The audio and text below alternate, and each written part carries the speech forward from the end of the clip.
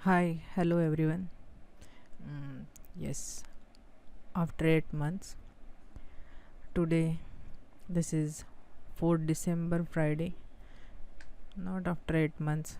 मुझे लगता है मैंने जनवरी में कुछ वीडियोस बनाए थे और उसके बाद फिर मैंने कुछ एडवांस कोर्सेज ज्वाइन किए थे और फिर कोविड की वजह से जो मार्केट फॉल क्रैश और फिर और भी अच्छा सीखने को मिला,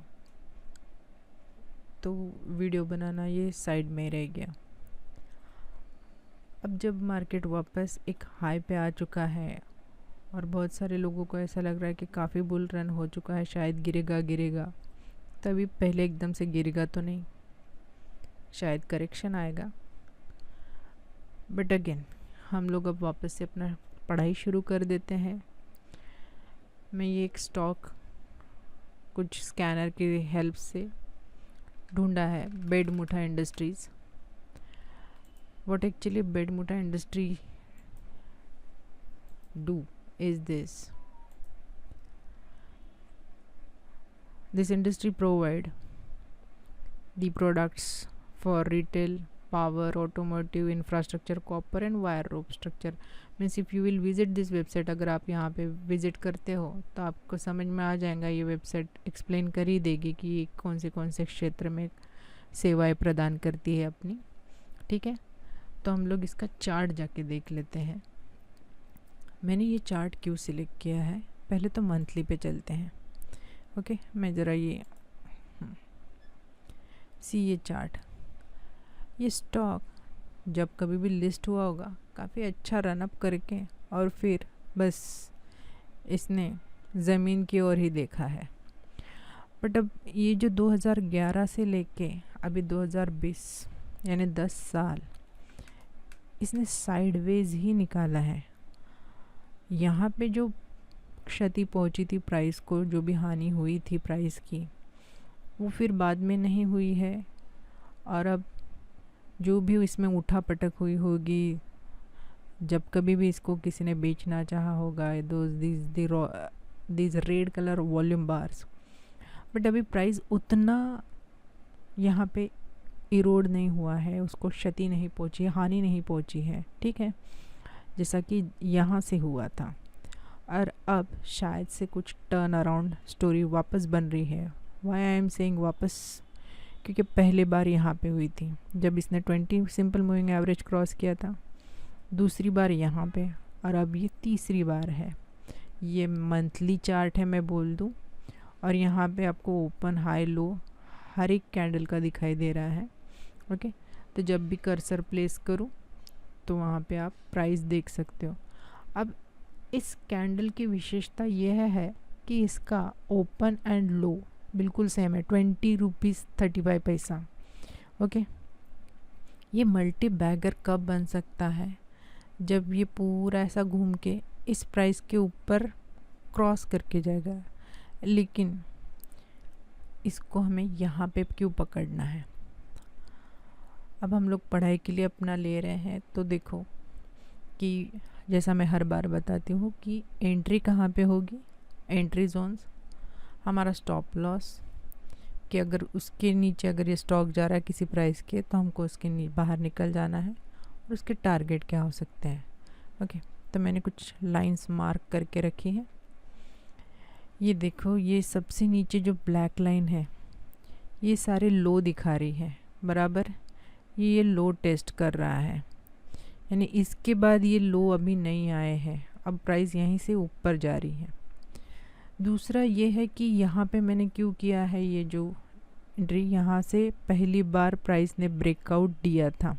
ये देखो, ये ब्रेकआउट करना शुरू कर दिया था इसने।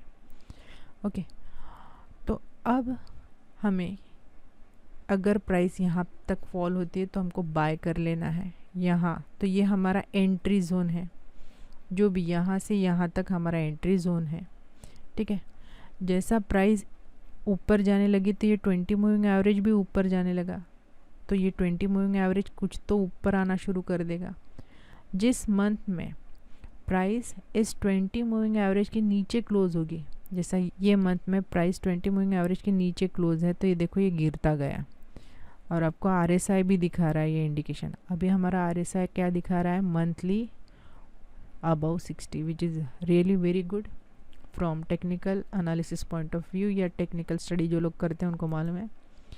वीकली ऑल्सो सी RSI बहुत बढ़िया, अच्छे से स्ट्रॉन्ग है। अब आपको और अच्छे से समझेगा कि क्यों यहाँ पे मैंने ये सारे लाइंस मार्क किए हैं। Okay, these are the lines कि यहाँ तक प्राइस शायद ही आए अभी, क्योंकि ये रेजिस्टेंस थे उसको काट करके अभी इतनी बढ़िया कैंडल बन गई है। 4 ही दिनों में इतनी बढ़िया ये कैंडल बनी है ये वीकली। और अब डेली देखते हैं। डेली में काफ़ी नॉइज़ है, छोटे छोटा कैंडल्स है, तो डेली हमको देखना ही नहीं है। क्योंकि हमको इसको सालों इसमें रहना है, बने रहना है। इसलिए मैंने मंथली चार्ट लिया था ताकि हमको प्राइस एक्शंस बराबर से समझ में आए। अब ये ज़रा कैंडल पढ़ने जैसा बन जाता है चार्ट। ओके, तो मुझे बताना इतना ही था कि monthly about 20 moving average and about 60 RSI, weekly also same and daily also same. But yes, we want to enter somewhere, we need a entry. हमको इसमें एंट्री चाहिए। तो वो लेवल्स कौन सी हो सकती है, जब कभी भी प्राइस ऐसा नीचे आके बाउंस होके, ये जैसा है ना ग्रीन कलर टच, फिर ग्रीन कैंडल से ऊपर जा रहा है, वैसा मुझे चाहिए, तो मैं तब इसको बाय करूँ। या अगर यहाँ तक भी आके ऐसा जाता है तब भी हम बाय करें। और स्टॉप लॉस हमारा कहाँ पे होना चाहिए, तो यहाँ पे इसके नीचे अगर प्राइस जाते हुए दिखाई दे और प्राइस उसके नीचे सस्टेन करना शुरू कर देता है, यानी ये जोन जो है इसमें ही रहना शुरू कर देता है प्राइस, तो निकल जाइए। फिर जब कभी भी प्राइस इसके ऊपर सिनारियो ऐसा बनता है कि 18 रुपये के ऊपर वापस से आके अच्छे वॉल्यूम्स के साथ जाना शुरू कर दे, तो वापस से बाय करेंगे। और ये पॉसिबल हो सकता है, क्योंकि कैसा होता है जब भी भागना रहता है ना स्टॉक को, तो लोगों को डराता है, शॉक देता है, शेकआउट बोलते हैं उसको। तो जो डरने वाले लोग होते हैं, कमज़ोर हाथ होते हैं, वो उसको छोड़ देते हैं, और फिर पक्के मज़बूत हाथ वो स्टॉक को फिर ऊपर लेके जाते हैं और उस अपना प्रॉफिट बुक करते हैं। So this is how there is a chance, either it will go a side way and then it will start upward journey, it may come down, थोड़ा करेक्ट हो और फिर ऊपर जाए। ओके, तो हम सारे सिनारियो देख लेते हैं फटाफट से। ओके, ये है यहाँ से यहाँ तक का स्विंग अभी तक का 4 दिन के लिए, इसको ऐसा क्या लगाने का। तो देखो यहाँ पे 23 तक का आ रहा है, तो अभी मंथ शुरू ही हुआ है, पता नहीं यहाँ तक अगर जाता है, यहाँ तक अगर कैंडल लेके चली गई, मैं बहुत ज़्यादा बोल रही हूँ, चलो यहाँ तक पकड़ लेते। क्यों यहाँ तक, क्योंकि ये देखो ये यहाँ से प्राइस हमेशा यहाँ तक गई, नीचे आ गई, नीचे आ गई, ये यहाँ तक गई, प्राइस नीचे आ गई है। यहाँ पे लोग सेलर ही बैठे हुए हैं, तो शायद से यहाँ से इसको रेजिस्टेंस मिलता है। हमको यहाँ पे फिर एंट्री के लिए, हमको इतना ऊपर एंट्री नहीं लेना था, हमको ऐसा। तो अब टारगेट देख लेते हैं। आपको मैंने ये एंट्री जोन बताया है, ये एंट्री जोन है।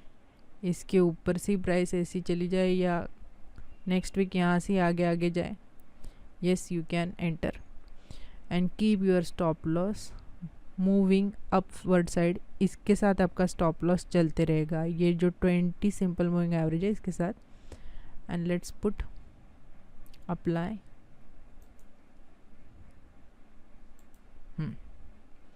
ये हमने फिबोनाची लगाया है, तो अभी फिबोनाची रिट्रेसमेंट बता रहा है कि 38% रिट्रेसमेंट हुआ है। 58% रिट्रेसमेंट लेके भी रिजेक्शन आ सकता है और नीचे जा सकता है कि नहीं। और अगर 50 के ऊपर अगर 61 गोल्डन रेशो तक भी ये ऊपर आ सकता है। ओके, तो फिर यहाँ पे ये नया सपोर्ट बन जाएगा, क्योंकि इसने ये हाई भी ले लिया है। ओके, खा लिया, ये हाई भी खा लिया है, यानी अब टेकन आउट हो गया है ये। तो ये जो है ऐसा नया स्टोरी बना रहा है, टर्न अराउंड स्टोरी बना रहा है ये स्टॉक ऐसा। तो एक एक स्टेप ये पार करते हुए जाएगा एंड मे पॉसिबल कि इट मे टच यहाँ तक। तो देखते हैं कि अपना बड़ा लगाने के लिए टाइम है, क्योंकि ये मंथली चार्ट है, पहले इतना तो कर लें और फिर यहाँ से हम लोग लगा लेते हैं।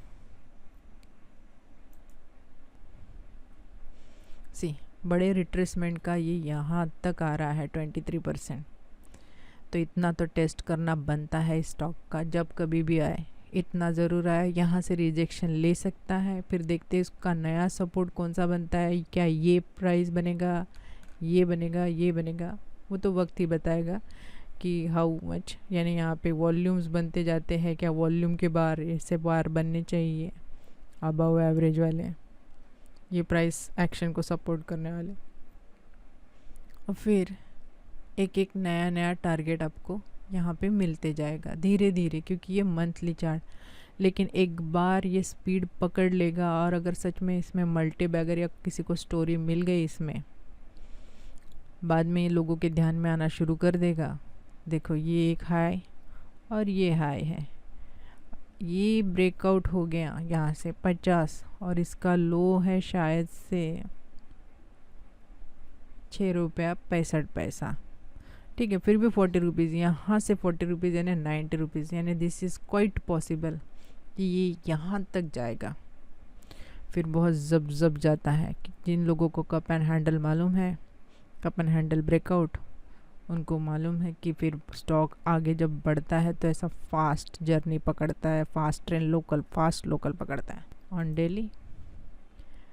कि ये जो है अपना एंट्री जोन है, यहाँ से आपको जितने बार भी जहाँ से मिल जाए एंट्री, जैसा ही आपको ऐसा दिखता है कि चलो अब ये टर्न हो रहा है, या फिर RSI यहाँ पे ऐसा 60 पे सपोर्ट लेके टर्न हो रहा है, तो टर्न स्टोरी जो है वहाँ से कोई पकड़ना। अभी मैं आपको खाली एक बार ये लाइन चार्ट दिखा दूँ। ये मैंने क्यू लाइंस बराबर ऐसे ही ड्रॉ किए थे। ये देखो, ये जो 2 लाइन है इसमें प्राइस ने काफ़ी टाइम बिताया है, यानी एक बार और पॉसिबिलिटी है कि यहाँ पे ऐसा इसको ऐसा साइडवेज करा के फिर ऊपर उठाया जाए, क्योंकि ये जोन ही उसका वो है साइडवेज वाला जोन। अदरवाइज़ अगर इसको क्रॉस कर जाती है प्राइस और इसके ऊपर सस्टेन करें तो फिर जब से ऊपर जा सकती है यहाँ तक। और यहाँ पे ये पहले सपोर्ट था, फिर ये रेजिस्टेंस, फिर इसको काट के वापस प्राइस नीचे आ गई, तो ये रेजिस्टेंस ही था। पर इसको फिर ये देखो अबव एवरेज वॉल्यूम के साथ इसको काटा गया है। तो सेम वे ये हाई चला गया है, ये हाई चला गया है। डाउ थ्योरी के हिसाब से इस स्टॉक का जो स्टोरी था अब तक का वो डाउन ट्रेंड वाला था। ये देखिए ये ट्रेंड लाइन को ये प्राइस ने मस्त पैकी काट के ऊपर की ओर अभी प्राइस जा रही है।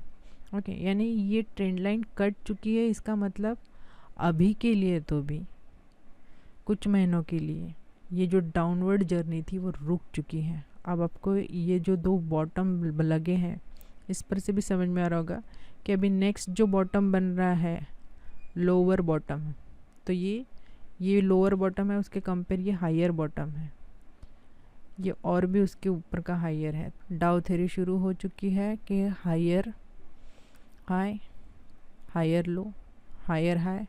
मोस्ट प्रोबेबली इसने हायर लो ही बनाना चाहिए, नहीं इस लो के ऊपर कहीं तो भी लो बनाए और फिर ऊपर जाए। तो वो लो यहाँ पे बन सकता है, यहाँ इस जोन में कहीं पे भी बन सकता है और फिर ऊपर जाएगी ये स्टोरी।